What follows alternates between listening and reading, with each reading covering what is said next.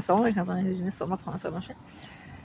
من همین خواهری که گفتم کو عروس بود دخترک فقط همین میکردم دویم که پیش من چخلی که میومد کو юбкаш да болои зунуш пеш бараш кушода краскош как надо кардагӣ ман همین میکردم. بعد من گفت که یک روز که وقتی که بعد حجاب پوشید گفت که چی با شما را یک بار نگفتن که چی با من این خیلی میپوشم یک بار نگفتن که تو خیلی نبیاد تو خیلی یک گم بار میگه شما رو نکردین که همین خیلی کن چی به شما گفتن که من شما رو همین خیلی گفتم همین خیلی شده همین خیلی گفتم خیلی شده همین خیلی شما مسلمانی واقعی شده.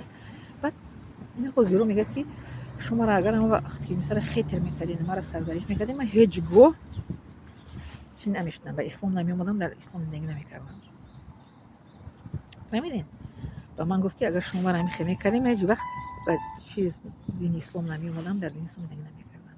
این رفتار معامله اویلی شما رفتار شما بود که مرا خیلی آورد و آخر من در اسلام در اومدم و بعد از او باید بمونه دیگهش این مسلمان واقعیش دخترک با رفتار نمونه خونه مرادید و من گفتم که من فقط هم خیلی میکردم که تو هم خیلی شدی و گفت چون مرا هیچ وقت شما زمیچنی نکرده شما را هیچ وقت نگفتم که چی با نمازوت نمیخوان در وقتش به ساتر نمیکنه چی به خیلی میگرد با ما رفتار میکنه تو باید رنگ نبوشی تو باید رنگ نگردی چه نکنی.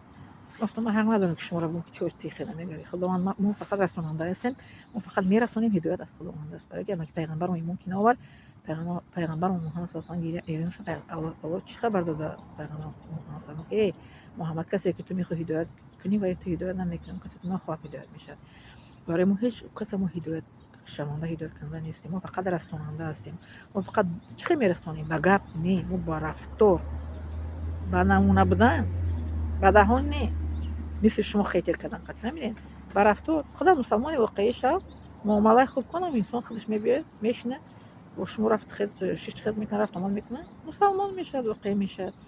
بعد این دختره که این با دگونهش اومد خریستیان که و این دخترچهش با دخترچه ما دگونهشی دخترچه می خریستیان که دختره که دیگری دویم دختره که روز دختره این دوگانه‌اش دخترچه ما بازی میکنه یک جو رفته در پارک سرگشت میکنیم اینم اومد رفت دوستی کرد این در مدت کوتاه لیکن این قطعی دوستی من اینه هیچ کس ندید زور شد نه هیچ کس ندید غیر من این دوستی میکردیم این تز باورش مسلمان شد تز ایمان آورد تز با دین اسلام در اومد این مسلمان شد. ببین اینم اگر که با میومد رنگ دخترک برین با خطر میکردگی و میخواست با اینم چند سال دیگه طول میکشید که با آیا که مسلمان شد که نشود. ببین نکنین خیلی کاراتونه بس کنین خواهین که در گیر اطراف شما آدمای واقعی پیدا شدن مسلمانای واقعی و تعب دلتون گفتی و خودتون با تعب دل اون آدما رفتار کنین معامله کنین. فهمیدین با تعب دل انسان ها معامله کنین رفتار کنین من خداوند یک روز عمر میاره با تعب دل شما در برتون میست. فهمیدین در تاجیکستان دو تا اون خواهر روز با رفتار معامله من خانگیامون هدایت الله تعالی هدایت کنه که مو سبب شدیم. فهمیدین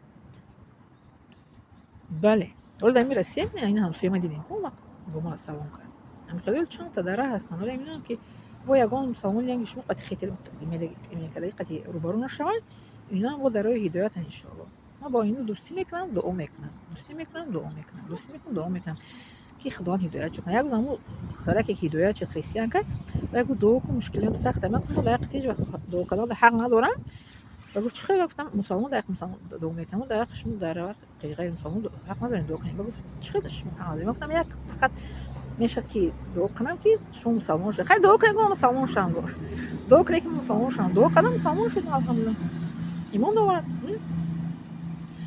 من یمینو رو یگم برام دخترک که ایمان آوردم که یگم گفتگی نیستم که هی جون ایمان بیارن چه به خیلی رنگ شوینه چه به خیلی تو تاگیش بود چی نیست ما در چیز در کامنتاری ما باید با اوسی نیست که شوهرش مو دیوسه و شوهر آدم کارش مو چیه اون کسی هست با هم مسلمانی با نام مسلمانه شوهرش مو دیوسه که شما را چی نمیگه در اینترنت برآمد کرده استین کارش مو چیه به شوهر آدم کارش مو چیه که به من برآمد میکنه که با یک کسی که برآمد میکنه جای توزه یا بگفتیم تاجیکمو خطون شنیده جای توزه تو اول خطون در آینه بینه که چگونه انسان هستین شکل رفتار داره بعد با دیگه رو گپ زنید شما معامله خوب کنید رفتار کنید.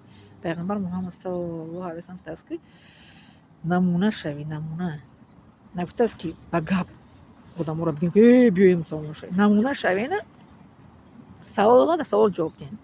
ман духтараке ки мусулмон шуданд, намунагӣ ба нишон дод ва ба саволашон ҷавоб додам. Омаданд ки чӣ ба тихир мепӯшӣ, ту чӣ бехи рафтор мекунӣ? Ман гуфтам ки Қуръон маро ҳам кардааст, ман мусулмон ҳастам, ба рафтори Қуръон бояд ки худ ман бояд ки зеб намада мардуми бегуна бояд нишон надиҳам.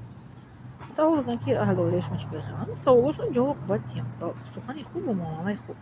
хеле не ки ту чӣ ба хона омадӣ. ҳатто ҳамин рӯзҳое ки мусулмон шудам ку падару модари маро медиданд, падару модари ман зинда буданд, алҳамдулилла.